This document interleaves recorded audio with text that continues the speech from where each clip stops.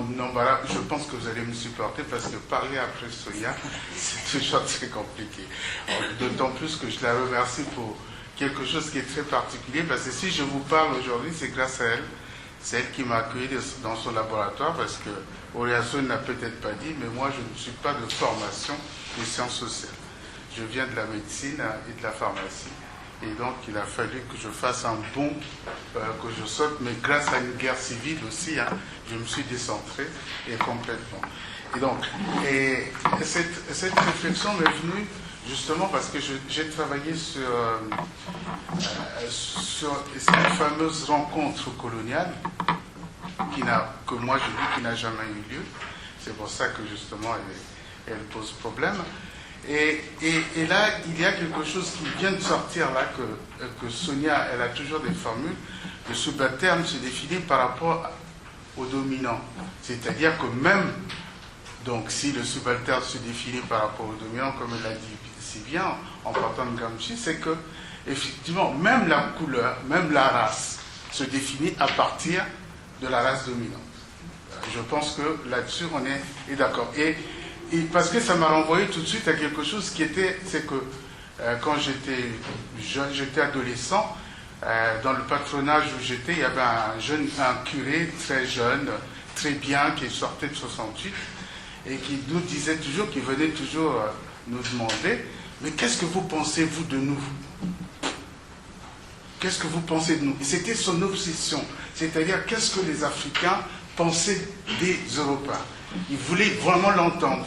Et en fait, la réponse, je l'ai eue dans la putain respectueuse de Sartre, avec lorsque Lizzie, justement, offre elle lui donne au personnage afro-américain, que d'ailleurs Sartre n'appelle que le nègre, lui donne un revolver et lui dit, mais tu vas te défendre, tu peux les tuer. Il dit, non madame, ce sont des blancs. Ce sont des blancs. Il dit, mais moi aussi je suis blanche. Effectivement, dans cette espèce de confrontation où les deux espèces formées par comme disait Chester Himes, par l'Amérique blanche, c'est-à-dire la femelle blanche et le mâle noir, et c'était quasiment leur exclusion, se pose ici la question effectivement de ce statut de blanc. Et là-dessus, je pense, la meilleure réponse que j'ai trouvée, ça doit être celle de Deleuze, qui dit dans le capitalisme et schizophrénie, les primitifs peuvent avoir les têtes les plus humaines, les plus belles et les plus spirituelles, ils n'ont pas de visage. Ils n'en ont pas besoin.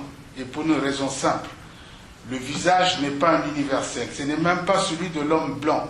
C'est l'homme blanc lui-même, avec ses joues blanches et le trou noir de ses yeux. Le visage, c'est le Christ, c'est l'Européen type. C'est-à-dire que, effectivement, là, si on sait que le noir est une tache, depuis Philippe Ross dans la tache, on sait que ce n'est même pas être blanc, même quand on est de couleur blanche, on peut être noir, et la question se pose effectivement, c'est quoi ce blanc? Et je pense que c'est la question que se sont posées d'ailleurs lors de la rencontre, qui n'était pas coloniale au début, lorsque les Portugais ont débarqué sur les côtes d'Angola, c'est-à-dire au royaume du Congo, et quand ils ont vu arriver donc, ces Européens qui sont arrivés pour rencontrer le Mani Congo, c'est-à-dire le roi Congo, ils se sont posé la question, mais quels sont ces gens qui nous viennent de la mer et qui viennent avec des présents? Donc le meilleur moyen, dans des civilisations effectivement de la convivialité, c'est de les accepter comme des êtres qui appartiennent à notre humanité, mais qui ne sont pas forcément, ne sont pas du vivant tel qu'ils sont. Donc on les a appelés on a pensé que c'était des ancêtres partis. Et ils étaient rappelés par une figure que l'on connaît, c'est l'albinos. L'albinos, il est blanc. Et il est blanc, mais il appartient justement à cette communauté noire. C'est exactement ça, c'est-à-dire, ce blanc qui est venu, c'est peut-être un albinos qui était parti dans un monde où il n'y a pas de lumière. Et c'est comme ça que justement les albinos étaient perçus, et, contrairement à certaines régions qui justement les massacrent, dans le bassin du Congo, ils sont considérés comme des gens qui n'ont pas, dans le monde d'où ils viennent, ils n'ont pas eu la lumière, donc ils sont blancs comme ça. Mais ils appartiennent à une communauté. Et ce statut singulier qu'ils ont leur donne un rôle thérapeutique, un rôle dans une société, c'est-à-dire qu'ils appartiennent au monde, justement, des esprits qui sont venus. Donc, du coup, les Portugais qui ont débarqué ont été considérés comme des figures ancestrales, et donc on les a placés sur un plan de l'ancestralité comme des morts, puisque la figure vous savez que la couleur justement de la mort, il n'y a pas très longtemps qu'elle est devenue noire, mais avant c'était le blanc, c'est-à-dire que c'était celle de ceux qui sont partis, celle des os qui deviennent tous, comme dit Nougaro, nous tous on aura les os blancs, il dit dans, je ne sais pas dans quoi il dit ça, je pense dans Armstrong, je ne suis pas noir, je suis blanc de peau. Voilà. Et donc, cette question, donc, ils étaient considérés donc comme des ancêtres partis, c'est-à-dire des morts, des gens qui sont revenus justement d'un territoire si éloigné où il n'y a pas de lumière et qui nous reviennent donc en qualité d'ancêtres, si vous voulez. Donc ils ont été, comme j'ai dit, ancestralisés très vite. Mais seulement il y a quelque chose qui dans l'étude que j'ai faite, qui m'a quand même étonné, c'est que dans le bassin du Congo, on les appelle Mundélé. Mundélé, or il n'y a aucun mot qui s'apparente à ça. C'est-à-dire, avant, on les appelait soit albinos, et d'ailleurs, mes parents continuaient à les appeler albinos, soit on les appelait les gens aux deux jambes, c'est-à-dire que quand les Portugais sont arrivés, ils étaient en pantalon. Donc, comment ils pouvaient se déplacer avec quelque chose qui les coinçait au nombril. Donc on les appelait les gens aux deux jambes, c'est-à-dire que la jambe habillée, quoi, si vous voulez, chaque jambe étant habillée. Et on a trouvé tous les termes possibles, mais on a le terme Mundélé, par lequel on désigne le blanc, n'a pas de réalité, alors que puisqu'on dit que c'est des ancêtres, on devait les appeler soit des Bakoulous, c'est-à-dire que les anciens qui sont de l'autre monde, soit des cadavres, comme on les a appelés quelquefois, comme disait même un pasteur protestant. Et donc, il y a un prêtre belge qui a travaillé longtemps sur ce terme et qui n'a pas trouvé vraiment sa réalité. Il s'est dit peut-être qu'il y avait quelque chose qui était caché dedans. Il ne s'est pas posé la question jusqu'au jour où, en se promenant sur le bord du fleuve avec son employé de maison, il aperçoit un Portugais. Il aperçoit un blanc. Et il demande à son garçon, est-ce que c'est qui le blanc là-bas? Et le garçon lui répond, mais non, c'est pas un blanc, c'est un Portugais. Donc déjà, il s'est dit, mais comment c'est un Portugais? C'est un blanc. Il dit, non. Hein, c'est pas un vrai blanc, c'est un blanc qui nous ressemble un peu, donc il ne doit pas être. Donc vous voyez déjà que le statut même ne n'appartient, c'est pas la couleur qui pose, qui donne le statut du blanc. Et donc, quand il a rapporté ça, ça l'a tellement bousculé, il a essayé de savoir justement, et il a trouvé que, effectivement, ni les Grecs, ni les Portugais n'avaient dans les deux Congos le statut de blanc. D'ailleurs, on va le deviner quelque temps après, lorsque ces pays-là vont avoir des relations avec les pays de l'Est. Les soviétiques étaient là, on disait, c'est un soviétique, ah, mais tu as épousé une femme, tu as épousé une blanche. Non, c'est une soviétique. Donc, on a bien vu qu'il y a deux statuts, c'est-à-dire que ce n'était pas la couleur qui la fondait, mais autre chose. Mais cette autre chose, c'était quoi? C'est quoi, en fait?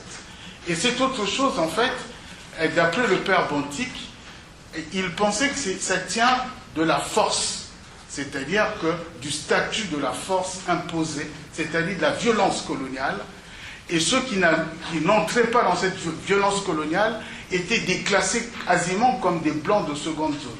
C'est-à-dire, c'était les coupeurs de main c'est donc le roi des Belges, c'était la violence donc coloniale française. Et donc, on voit bien que le statut de Mundélé n'est pas un statut de blanc, c'est-à-dire, le blanc colonial, c'est-à-dire la figure du blanc colonisateur qui prend cette part de brutalité qui est en lui et qui lui confère ça. Et d'ailleurs, Stanley, qui a fait la conquête de la RDC pour le compte des Belges, on l'appelait Boulamatari.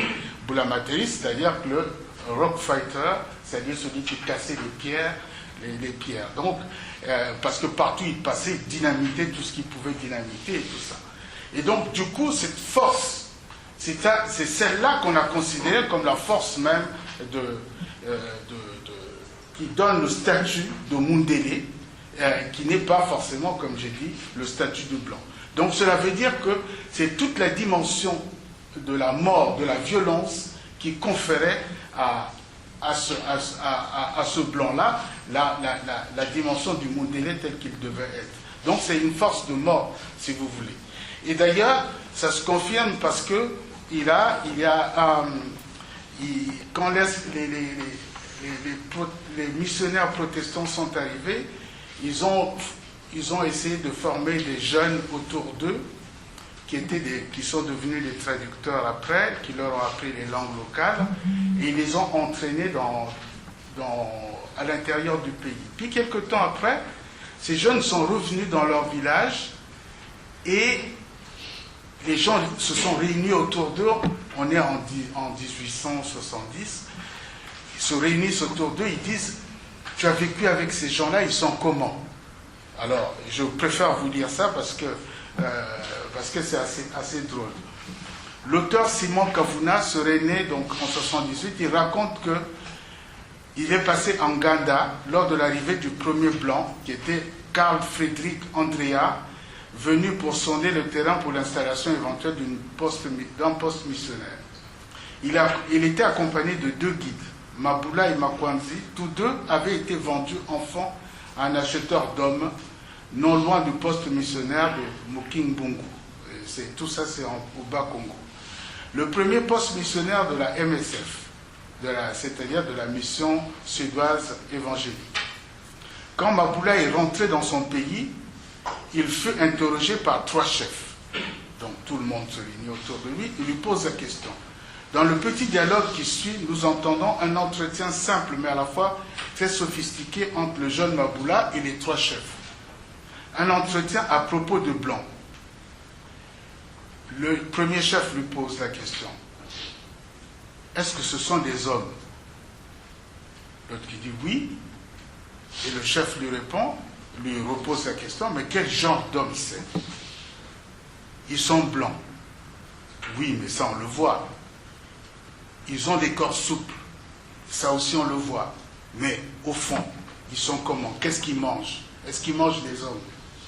Non, ils ne mangent pas des hommes. Je ne suis pas sûr qu'ils mangent des hommes, parce que tout le temps que j'ai été avec eux, ils n'en ont mangé aucun.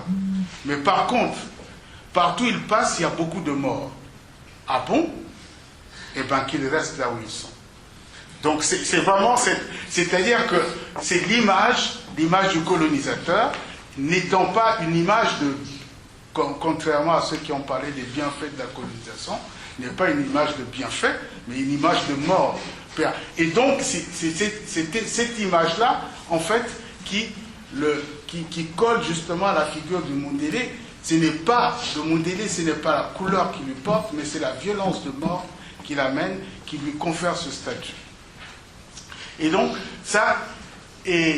ce pasteur-là qui a fait cette enquête-là constate lui-même, il dit, j'étais très étonné tout le long de mon ministère, je n'ai jamais été considéré comme un être humain, c'est-à-dire comme un Muntu, puisque les Bantous, le singulier étant Muntu, c'est-à-dire comme un être humain.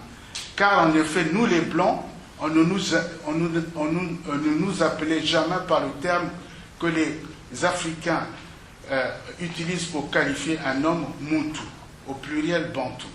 nous étions exclus de cette catégorie utilisée pour les êtres humains. Car le Muntu, c'est celui qui se montre comme le prochain de l'autre et qui vit en solidarité avec son prochain, qui construit un univers avec lui, un univers du ventre. En appelant quelqu'un par Muntu, l'usage congolais entendait que les Occidentaux s'excluaient eux-mêmes de cette humanité, c'est-à-dire de la solidarité entre humains. Ce que les Blancs ne savent pas faire en Afrique, selon toute expérience, d'après lui. Pour la simple raison qu'en colonie, la force et la mort suffisent à fonder l'humain blanc comme un universel. Hors de toute race, parce qu'il est tout simplement l'humain, hors de toute couleur, justement parce qu'il est blanc. Ainsi se confirme paradoxalement la disparition du blanc, de l'espèce humaine, où le genre blanc désigne une espèce hors de toute caractérisation. Il est blanc et ça suffit à lui-même, en ce sens qu'il désigne l'entièreté de l'humanité par autoréférentialité.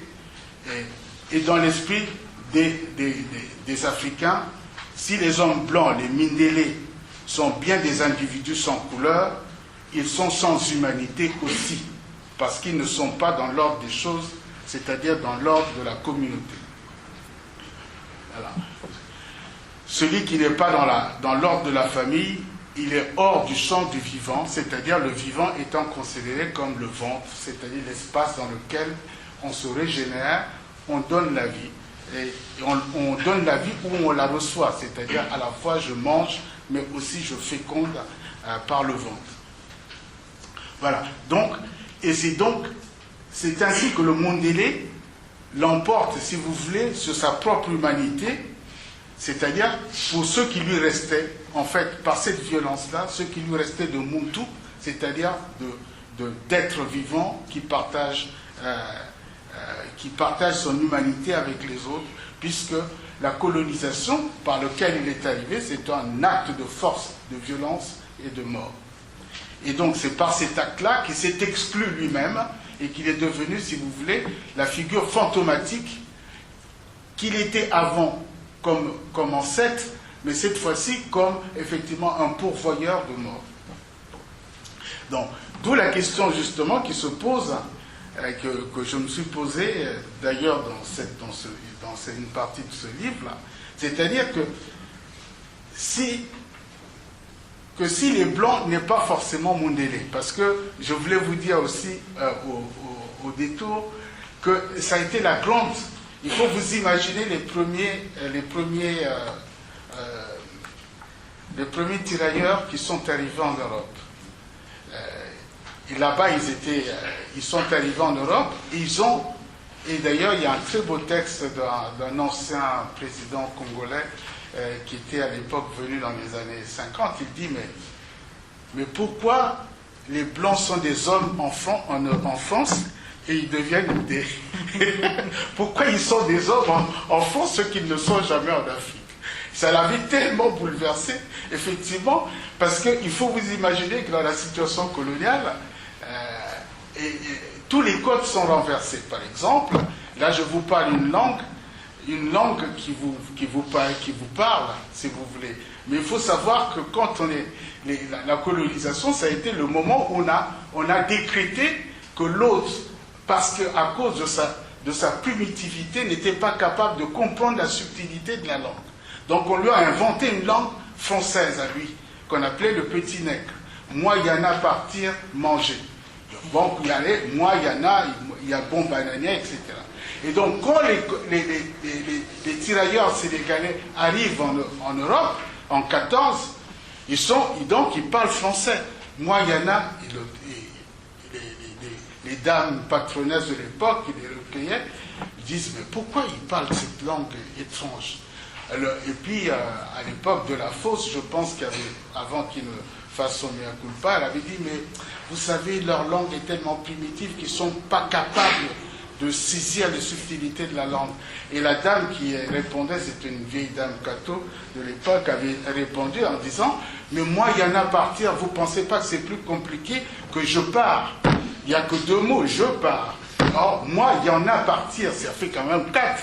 Comment ça se fait? La même action peut être dite plus simplement et vous pensez que c'est plus subtil.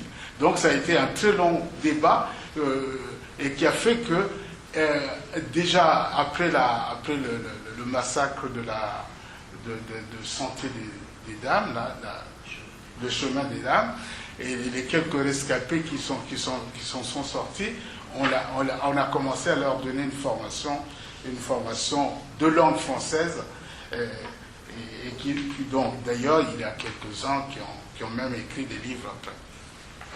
Comme quoi, donc c'est ce statut étrange-là qui faisait que... alors, donc la question se pose, si effectivement le Mundélé, ce n'est pas une question de couleur, puisque dans l'exemple que j'ai donné, nous avons un Portugais, mais on dit qu'il n'est pas blanc. Donc, et si donc, comme on a dit, si le Mundélé, ce n'est pas une couleur, mais en même temps, on nous dit que ce n'est pas un être humain, ce n'est pas un Muntu. Donc la question se pose, c'est quoi cette espèce qu'on appelle le Mundélé, c'est-à-dire le terme par lequel on désigne le blanc. Moi je pense que c'est ce qu'on peut appeler un surcode.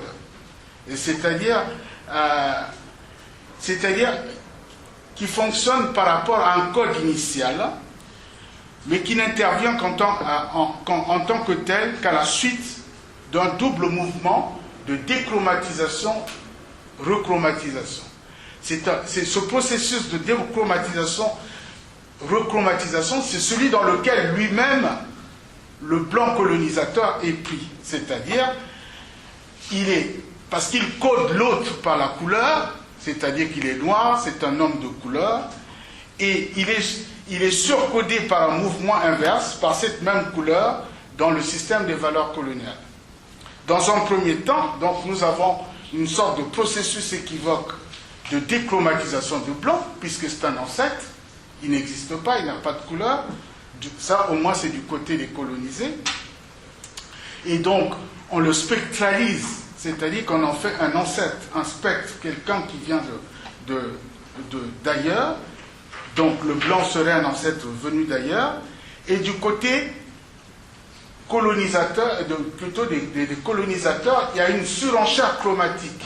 C'est-à-dire, il faut que, par la démarcation, la démarcation passe par la couleur, donc il chromatise en excès l'autre, en lui donnant justement à la fois cette double identité qui est à la fois celle qu'il va trouver effectivement dans la Bible, et dans la couleur, et dans la race, en faisant un homme de couleur, un nègre.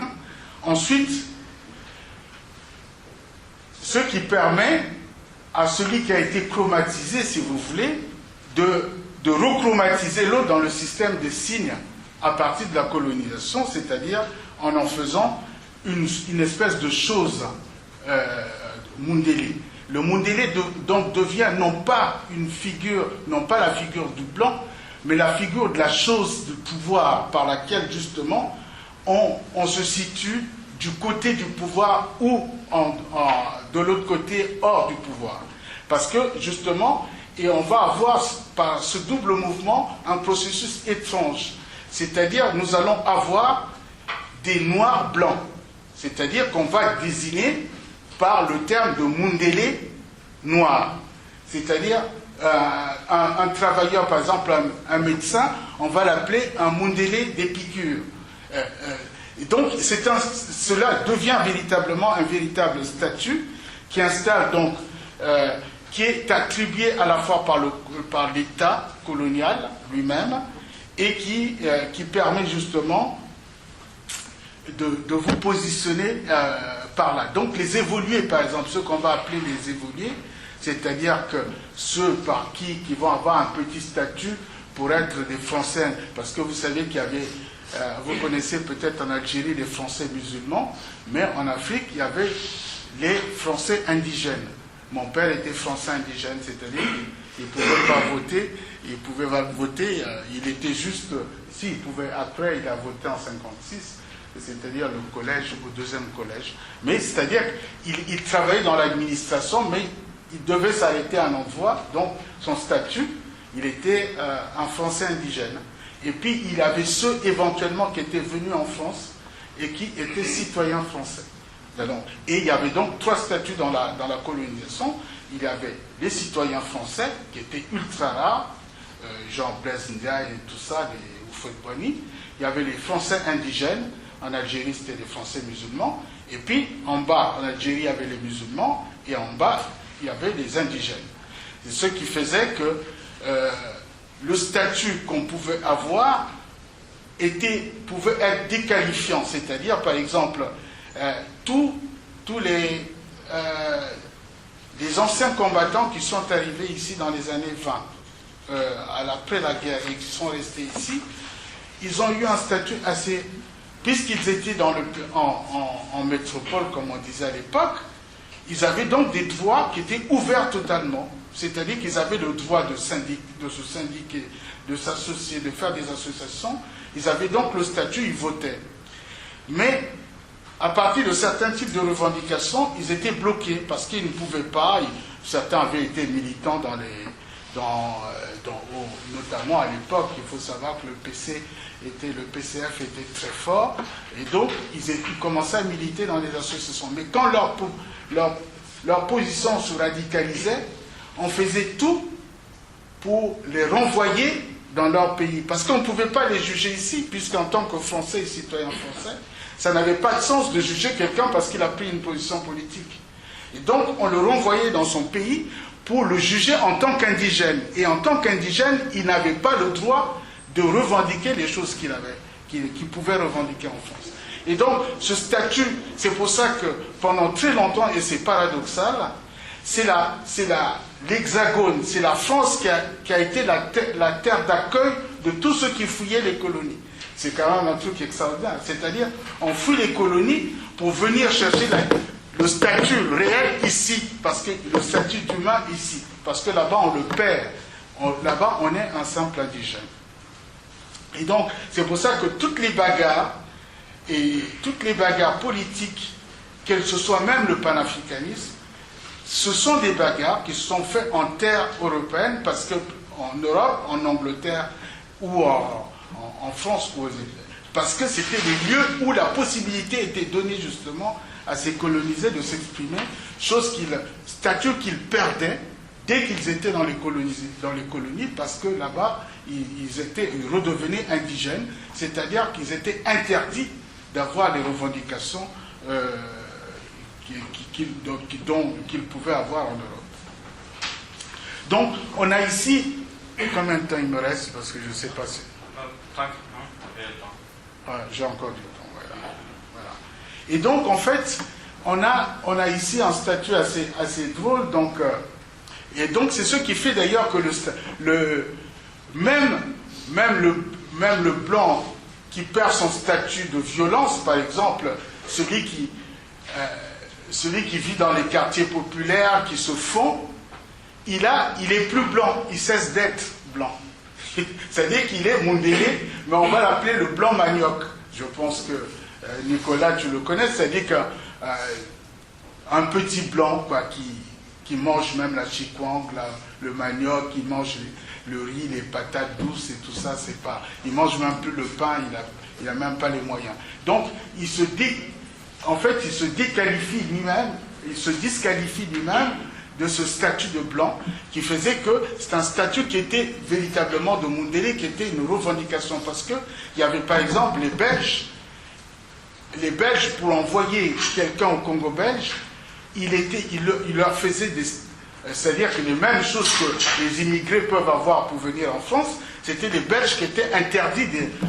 Il fallait la moralité, il fallait voir comment ils vivaient, parce qu'il ne fallait pas qu'ils amènent soi-disant les mauvaises habitudes, c'est-à-dire dès que vous étiez homosexuel, c'était foutu, dès que vous n'étiez pas catholique pour les Belges, c'était mal barré. Donc, et tout ça, toutes ces choses-là faisaient que dès que vous avez quand vous n'étiez pas marié non plus, donc il ne fallait pas, parce que surtout il ne fallait pas aller faire des petits mulattes là-bas.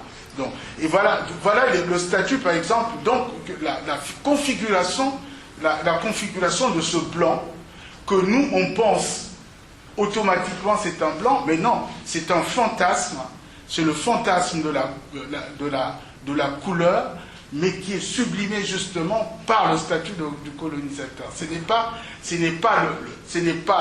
Puisque quand ils arrivaient ici, que ce soit les tirailleurs sénégalais, ils s'étonnaient justement de ce que le blanc devenait humain, c'est-à-dire devenait un Muntu comme les autres, comme eux ils étaient, alors que dans les colonies, ils perdaient ce statut.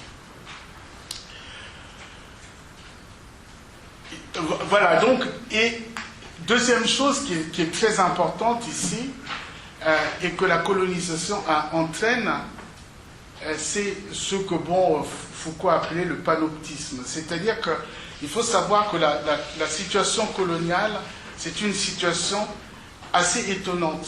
D'abord, l'espace de convivialité meurt parce qu'il faut tout ordonner et donc il faut tout géométriser.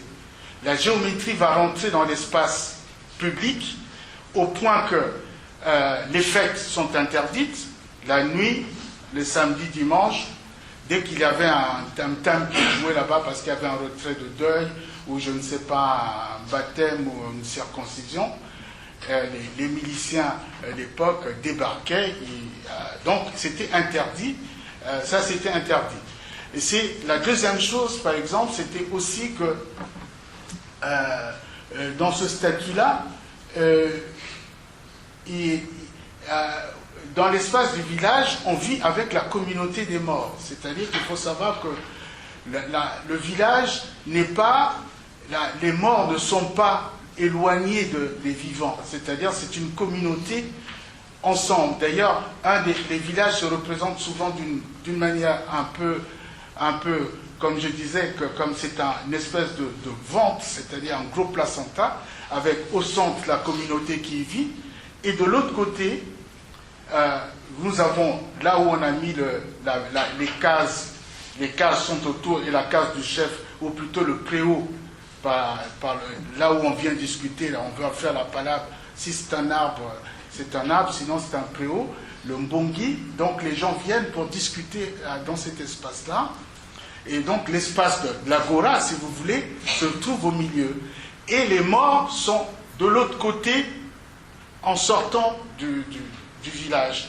C'est-à-dire qu'il y a comme un continuum que l'on peut voir, la naissance, c'est-à-dire là où on jette le placenta de l'enfant, quand il meurt, et plutôt quand il vient au monde, c'est-à-dire juste derrière la maison, c'est-à-dire qu'il est juste à la lisière à la fois de la piste qui rentre dans la forêt et de la maison. Et de l'autre côté du village, il y a le cimetière. Donc on voit bien qu'il y a un continuum avec au milieu ce préau qui est ce lieu de la palabre qui sert justement à la communauté des vivants.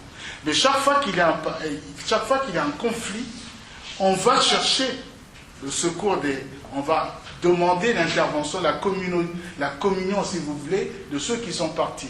Donc on peut se déporter du côté des cimetières pour demander leur assistance en disant, bon voilà, nous avons un souci, venez au cœur de la communauté, nous apporter votre soutien, soit par les conseils, soit par le rêve, soit par toutes les formes effectivement de communication possibles avec les morts. Donc il y a vraiment une continuité entre la vie et la mort qui fait que les morts participent à ce vécu quotidien des gens et ils sont souvent évoqués à cette fin-là. Et d'ailleurs, c'est pour ça que quand la colonisation arrive, la première chose qu'elle fait, c'est qu'elle descend. Donc, elle quadrille d'abord l'espace, elle descend d'abord quelque chose qui est quand même extraordinaire qui va se passer, c'est-à-dire que nous allons avoir les morts qui vont aller dans un cimetière totalement anonyme, où on ne les voit pas, où on ne peut pas communiquer, et quelquefois même, il va être interdit dans certaines sociétés bantoues d'aller parler aux morts. Si on vous retrouve dans les cimetières le soir, on peut vous arrêter, comme quoi vous faites de la sorcellerie. Donc ça c'était interdit, de la même façon qui était interdit effectivement, c'est-à-dire que par contre quelque chose va faire une entrée au village, parce que les gens, c'est maintenant que j'étudie ça que ça m'a sauté aux yeux, c'est que les morts sortent du village, on les met quelque part dans un cimetière anonyme très loin.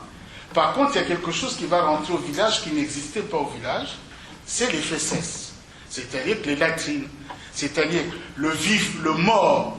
Ce qui est mort en moi, je le garde dans mon village, dans les latrines, mais ce qui est vivant dans ma communauté, comme mort, je la jette hors de mon espace.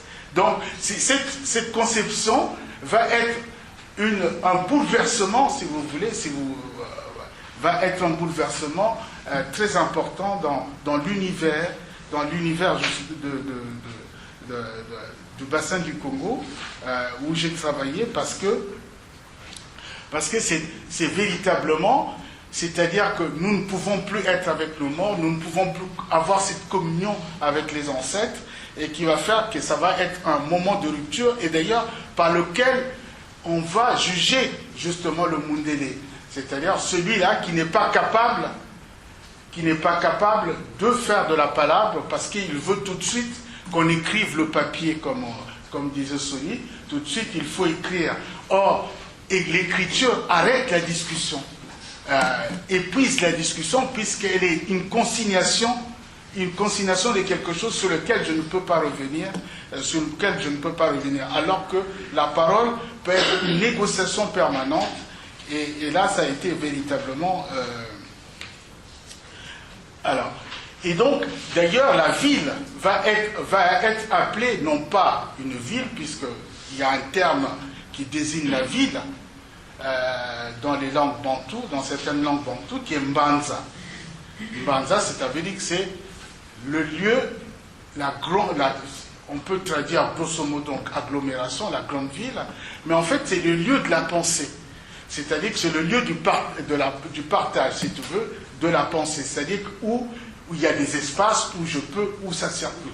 Parce que ça vient du terme banza, c'est-à-dire réfléchir. Alors que la ville coloniale ne va pas être appelée comme ça. Elle va être appelée le village du blanc. C'est-à-dire Mboka Mondele. C'est-à-dire le village du blanc. C'est-à-dire là où justement il va avoir... La mort va être permanente. Parce que la nuit, on commence à ne plus circuler, les fêtes sont interdites, la rue devient un espace qui est un espace dangereux, puisqu'on peut faire des accidents, et donc autant de choses qui va faire que la ville va être considérée au même titre que la forêt, c'est-à-dire un espace vraiment... si vous voulez, je ne dirais pas inamical, c'est-à-dire un espace dangereux. Un espace dangereux. C'est pour ça que les gens vont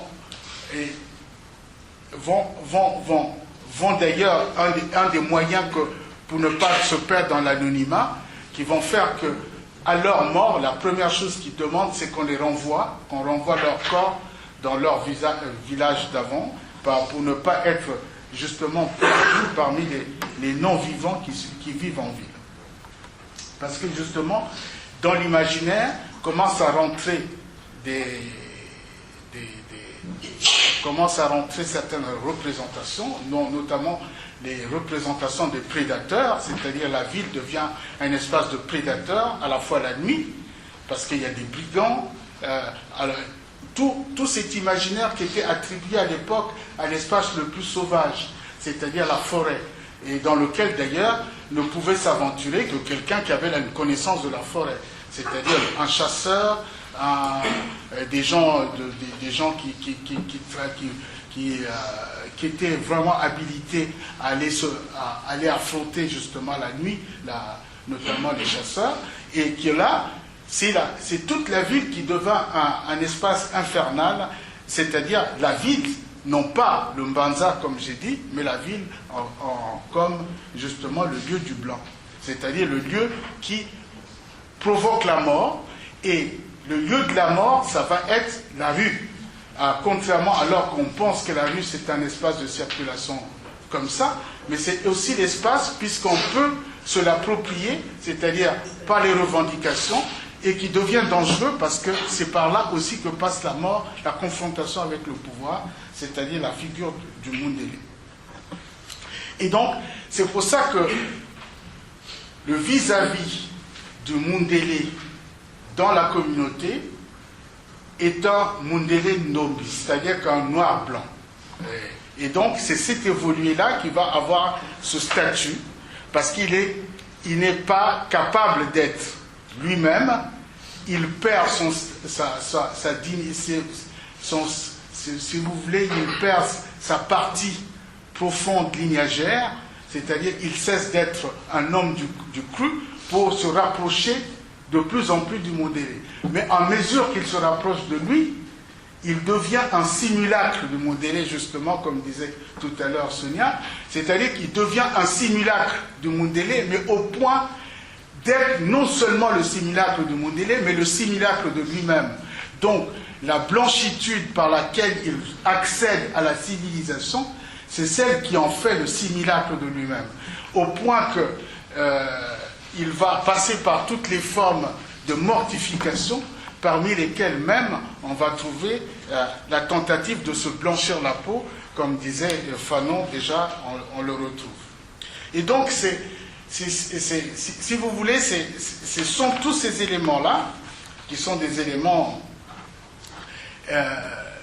qui font que finalement le Mundélé, comme figure du blanc, mais pas du blanc blanc, mais du blanc colonial, et devient une sorte de trope, si vous voulez. C'est-à-dire que c'est un expédient et qui agit sur le colonisé à un tel niveau qu'il perd la distance même d'avec lui-même. C'est pour ça que d'ailleurs,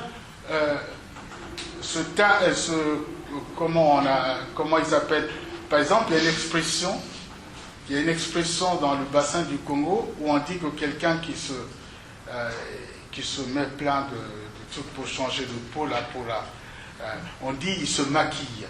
Donc c'est la preuve qu'en fait, le colonisé, c'est un homme qui avance masqué, qui a peur un peu, si vous voulez, de sa propre identité, et il est rattrapé forcément par son fantasme, par lequel il ne peut jamais accéder à la civilité, à la civilisation, si vous voulez, c'est-à-dire à cette figure qu'on lui refuse, parce que c'est une figure fantomatique, c'est-à-dire celle de Mundélé, et pour avoir cessé d'être Muntu, il n'a de cesse d'être, comme on dit, Mundélé, c'est-à-dire non humain.